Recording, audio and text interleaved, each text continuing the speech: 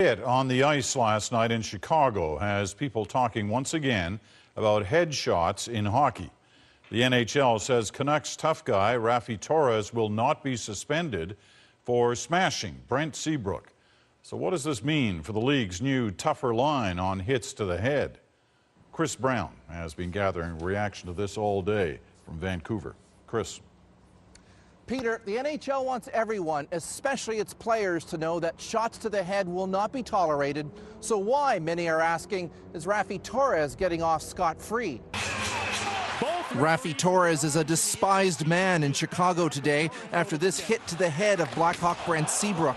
Seabrook's head is down as he digs for the puck when he gets crushed by Torres' shoulder. What did you think of the Torres hit on Brutal, Seabrook? major, absolutely. They missed it. With his history, I think that hit deserves a suspension. Some have called Torres a predator for the way he stalks his opponents. This blindsided hit on Jordan Eberle got him suspended for 4 games. And on his first game back, he lined up on Seabrook not once or twice, but 3 times. Yet the NHL says the hit on Seabrook was a legal play, and a new rule on headshots does not make this type of shoulder hit to the head illegal. In part, says the NHL, because the play was in a tight area behind the net and players were trying to get the puck. It's an explanation that doesn't make a lot of sense to the Chicago Blackhawks.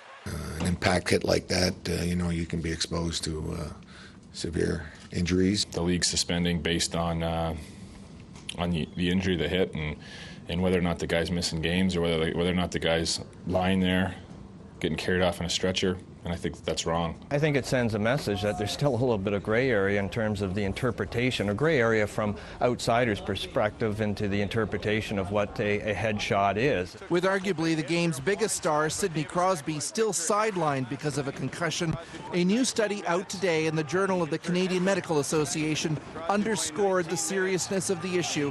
It concludes concussions are keeping more NHLers out of the game longer. Findings do suggest that more precautionary measures should be taken in that initial post-concussion period.